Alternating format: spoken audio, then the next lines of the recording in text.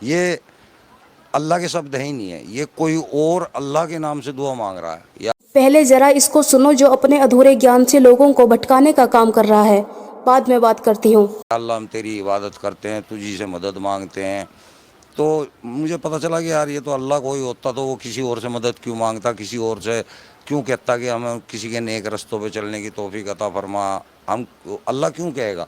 تو ہمیں چالاکی سے لکھنے کی کوشش کی ہے، لیکن بیچ بیچ میں وہ یہ بھول جاتا تھا کہ یہ کتاب میں خود لکھ رہا ہوں، تو وہ وہاں پہ مینشن ہو جاتا تھا، پتہ لگا۔ میں نے قرآن کو پڑھا اور اتنا سب کچھ پڑھ لیا، آپ لوگ اپنی زندگی میں پڑھ نہیں پاؤ گے۔ اس کے اسلام دھرم کے بارے میں چونکہ بہت زیادہ ڈیپ نالج رہی ہے، بہت زیادہ ٹائم دیا ہے، بہت ہی زیادہ گہرائی تک میں اس میں گھسا ہوا ہوں، بہت ہی زیادہ مطلب بیان بھی نہیں کر سکتا کہ کتنا میں اس کے اندر ہوں، تو میں نے لوگوں کو بتانا شروع کر دیا۔ یہ پانچویں فیل دعوے تو بڑے بڑے اور ڈیپ نالج کے کرتا ہے، لیکن اگر اس نے تھوڑا بھی ڈیپ میں پڑھ لیا ہوتا تو آج اپنے ادھورے گیان سے لوگوں کو بھٹکانے کا کام نہیں کر رہا ہوتا۔ بہت سے لوگ جب قرآن پڑھتے ہیں تو انہیں کچھ آیتیں ایسی لگتی ہے جیسے کوئی تھرڈ پرسن اللہ کے بارے میں بات کر رہا ہو، جیسے کہ سورہ فاتحہ میں کہا گیا الحمدللہ رب العالمین، سب تعریفیں اللہ کے لیے ہیں جو سارے جہان کا رب ہے۔ یہاں ایسا لگ سکتا ہے کہ کوئی اور اللہ کی تعریف کر رہا ہے۔ عربی لینگویج کا ایک طریقہ ہے، جب کسی چیز کو امپریسو بنانا ہوتا ہے تو خود کو تھرڈ پرسن میں بھی بیان کیا جاتا ہے۔ یہ ساہتک شیلی صرف قرآن تک محدود نہیں بلکہ دنیا کی کئی بھاشاؤں میں استعمال ہوتی ہے۔ میں آپ کو ایگزامپل دیتی ہوں۔ جب راجا کوئی آدیش دیتا ہے تو وہ خود کے لیے ہم کا استعمال کرتا ہے، جیسے ہم نے یہ فیصلہ کیا۔ کئی آیتیں ایسی بھی ہیں جہاں اللہ فرسٹ پرسن میں بات کر رہے ہیں، جیسے میں ہی اللہ ہوں سورہ طٰہٰ، میں نے جن اور انسان کو اپنی عبادت کے لیے پیدا کیا۔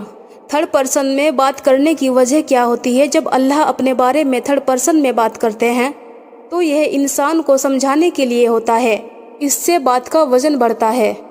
چلو اسی کی بات کو پکڑ لیتے ہیں، یہ جو کہتا ہے کہ قرآن لکھنے والا بیچ بیچ میں بھول جاتا تھا کہ اسے اللہ بن کر بات کرنی ہے، تو سوچو جسے یہ نہیں سمجھ آ رہا ہو کہ قرآن کیسے لکھنی ہے، وہ پھر وگیان یعنی کہ سائنس، بھرون کی شروعات یعنی کہ ایبرونک ڈیولپمنٹ، سمندر کی گہرائی یعنی کہ ڈیپ آف دا سی جیسے ٹاپک پر 1400 سال پہلے اتنی سٹیک باتیں کیسے کر سکتا ہے؟ دھرم بنانا اور پھر اس کی کتاب بھی تیار کرنا یہ کوئی آسان کام نہیں۔ اگر یہ انسانی دماغ کی اپج ہوتی تو اس میں ضرور کہیں نہ کہیں غلطی یا ٹکراؤ ضرور ہوتا، لیکن قرآن ایسی کتاب ہے جس میں عقل والا انسان کوئی مسٹیک نکال ہی نہیں سکتا۔ 632 میں یہ شاید 632 عیسوی میں، تو اگر آپ 6 شتابدی 7ویں شتابدی میں اتہاس چیک کریں گے تو اتہاس کے اندر نہ تو محمد نام کا کوئی شخص عرب کے اندر ہے، نہ عائشہ نام کی کوئی عورت عرب کے اندر ہے، نہ حفصہ نام کی کوئی عورت عرب کے اندر ہے، نہ سودا نام کی کوئی عورت عرب کے اندر ہے، نہ ماریا القبطیہ اتہاس کے اندر ہے، نہ بنو قریظہ کے جو 800-850 لوگ مارے گئے تھے، وہ بنو قریظہ والے بھی آج تک یہ نہیں بتاتے کہ ہم حضرت محمد صلی اللہ تعالیٰ علیہ وسلم کا وجود صرف اسلامک کتابوں میں نہیں بلکہ عیسائی اور یہودی اتہاس میں بھی درج ہے۔ ان کے زمانے کے غیر مسلم اسکالر تک ان کے ہونے کا ذکر کرتے ہیں۔ وہ گڑھے ہوئے ہوتے تو ان کے نام پر پورا قرآن، ان کا گھر پریوار، دوست اور دشمن، ان کی بیویاں، ان کی ہجرت اور ان کی جنگیں اتنی ڈیٹیل میں اتہاس میں نہ ملتی۔ قرآن کی ہر آیت 23 سالوں میں الگ الگ حالات میں اتری، جسے لاکھوں لوگوں نے یاد کیا، لکھا اور بنا بدلے آگے پہنچایا۔ اتنے بڑے جھوٹ کی حقیقت کبھی نہ کبھی سامنے ضرور آ جاتی، لیکن یہاں 1400 سال بعد ایک بھی ٹھوس ثبوت نہیں کہ یہ سب من گھڑت ہے۔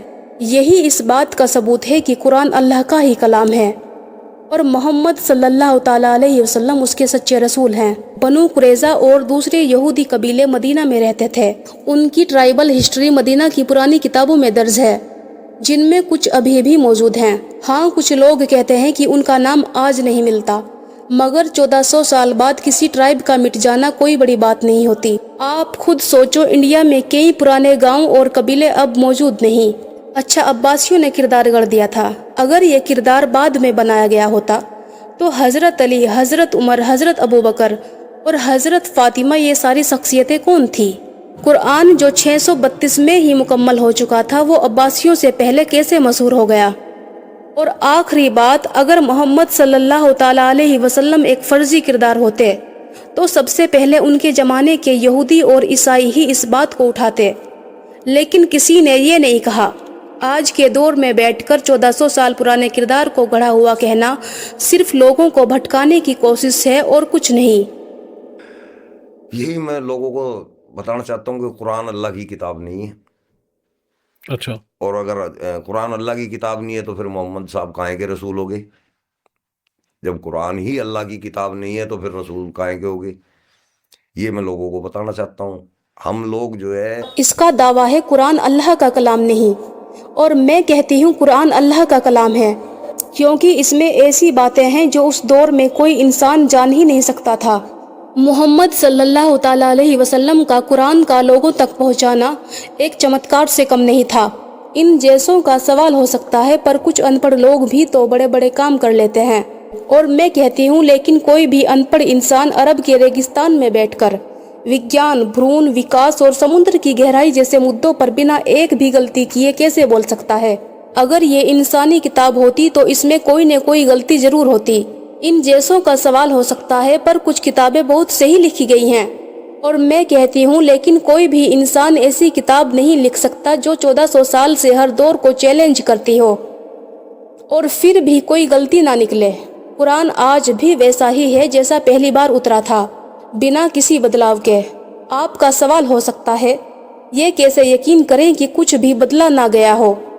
और मैं कहती हूँ इसे करोड़ों लोग जुबानी याद करते हैं, इसका एक भी हरफ बदला तो पूरी दुनिया को पता चल जाएगा। कुरान खुद कहता है, अगर तुम ये समझते हो ये इंसान का कलाम है तो इस जैसी एक सुरह बना लाओ। आपका सवाल हो सकता है, क्या वाकई कोई ना ला सका?